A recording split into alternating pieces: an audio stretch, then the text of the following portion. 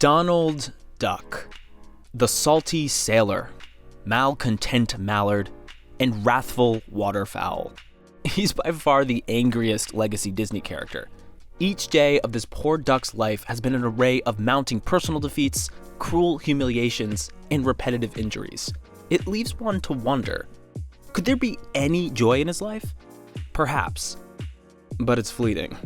Only a brief, pleasant distraction before the next dose of injustice intervenes. So what can a duck do? The only thing possible: scream and rage at a world that refuses to listen. It's time for the duck to get his due.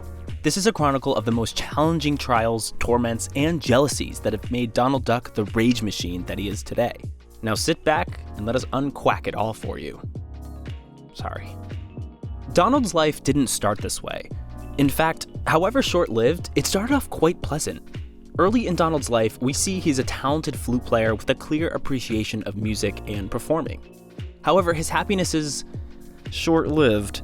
A bandmate decides to choke him out with a trombone. You know, as one does. The attack continues and Donald's body is swung out over the audience, who laugh hysterically at his dangling predicament. Then he's discarded and thrown into an ice cream cart, adding insult to injury. Naturally, is Donald mad? You bet your feather-covered butt he is. But it's not until a tiny bee insults him that he's compelled to commit an act of violence, and he retaliates, hurling the spilled ice cream at the insect. A chain reaction of cartoon chaos ensues, which consumes the entire band. When the dust settles, only Donald still stands, and victorious over his tormentors, celebrates by playing his flute. Quite the ordeal. But remember, this is only the first in a very long series of similar events in Donald's life. Donald Duck is later invited by Mickey Mouse to come play Polo. It's apparent Donald doesn't have the same financial means as everyone else, because while they ride horses, he rides a donkey. He's unlucky and poor. Donald finds himself totally outmatched by the other players, and is soon sent running for his life after accidentally swallowing the polo ball. One would think the game would be stopped for this, but the other players don't care. They could not be bothered to show even an ounce of regard for this particular living soul. Rather cruelly, they continue to swing and swipe at Donald. Despite the ball being inside him and his obvious terror, Donald retreats to an official who tries to stop the game. But it's hopeless. A wave of horses and people wash over Donald, crushing him underneath. Horrific. Later, Donald attends a magic show that his pal Mickey is starring in. The audience, of course, loves Mickey and cheers with supportive applause at each of his tricks. However, Donald is not amused, likely still upset at being invited to that polo game where he was trampled and left for dead, and jealous because his own pursuit of performing with his flute ended in failure. He heckles, disparages, and interferes with Mickey's act. So, what starts to happen now? In classic posturing, the tormented starts to become the tormentor. And yet, Mickey gets the best of Donald every time, seemingly possessing real magical abilities. He transforms the furious Donald into a variety of creatures. Sensing he's humiliated Donald enough, Mickey concludes the act and bows to the audience, and Donald, who's boiling mad, sees that Mickey is carrying a concealed pistol. Without hesitating, he snatches the pistol and fires it point blank at Mickey, who dodges the shot, of course. Fortunately, this wasn't a real gun, but rather one that shoots fireworks. But fireworks are still dangerous, and Donald accidentally blows up the backstage area where Mickey and Goofy have taken shelter, and the scaffolding comes crashing down, burying all of them. Goofy and Mickey make it out unharmed, of course, but Donald is not so lucky. His entire body is burned. Real bad. After Donald recovers from his injuries and presumably reconciles with his friends, his flute returns as a catalyst for creating problems for him. This time, Donald brings it with him on an expedition to Antarctica with Goofy. Their mission? To capture animals for the circus. Donald uses his flute to enchant the local penguin population and leads them on in cheerful march towards life in captivity. But fortunately for the penguins, a rogue Snowball emerges and disrupts the procession. Donald tries fleeing from the Snowball, which sucks up everything in its path, including Goofy and, yes, eventually himself. Goofy is amused at finding himself in impromptu captivity, perhaps because this isn't a daily occurrence for him, but it is for Donald, who rages at the injustice of it all. Then a can of beans slips and crashes onto Donald's head. followed by a second one.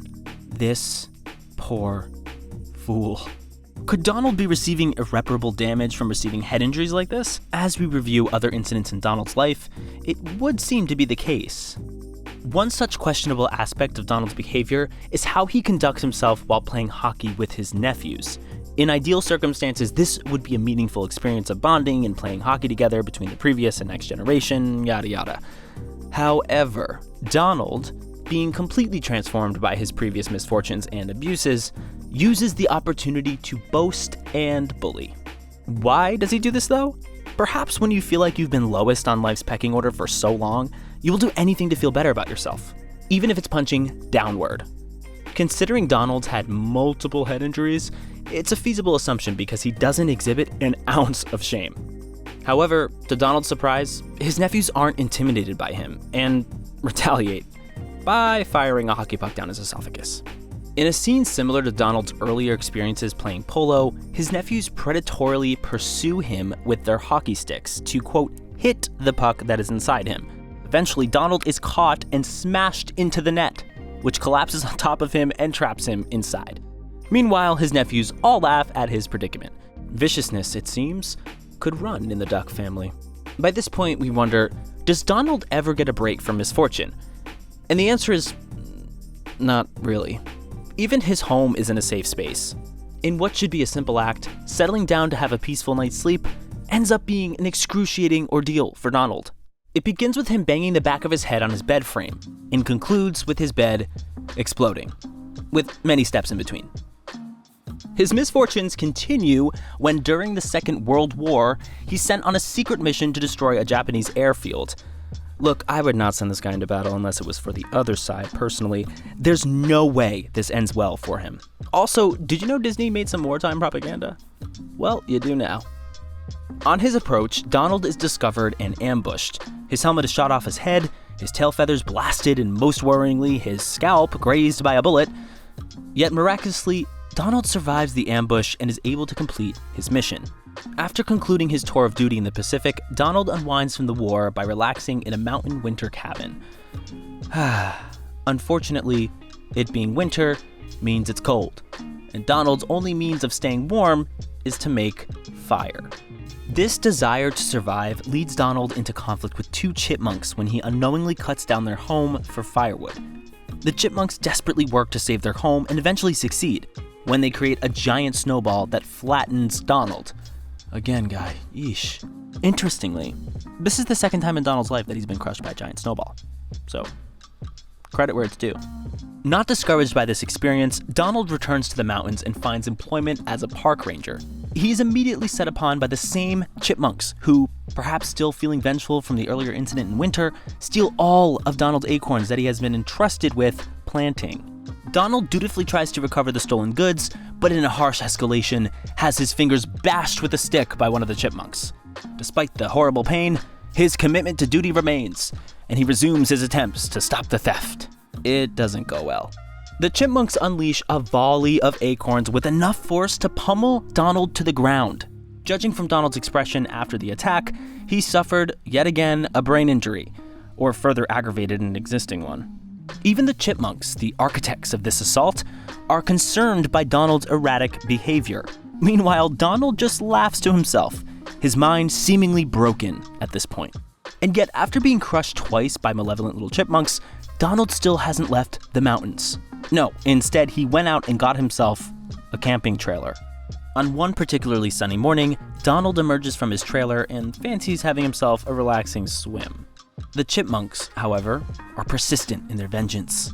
Not content with potentially giving Donald brain damage last time, they gleefully return to enact further punishment for his original sin of cutting down their tree for firewood last winter.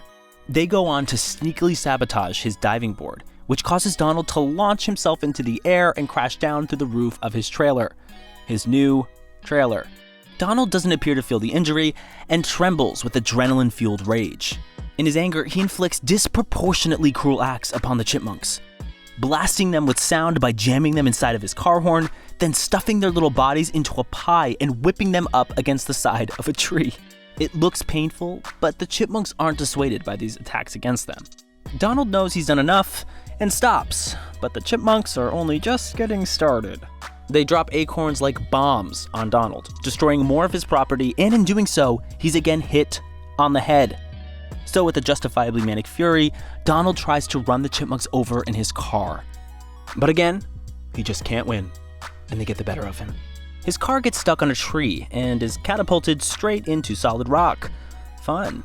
Donald flops out of the trunk, clutching the car's steering wheel, and with a dazed grin, stumbles off into the wilderness. Poor Donald. In just one morning, he's lost his home, his car, and his mind.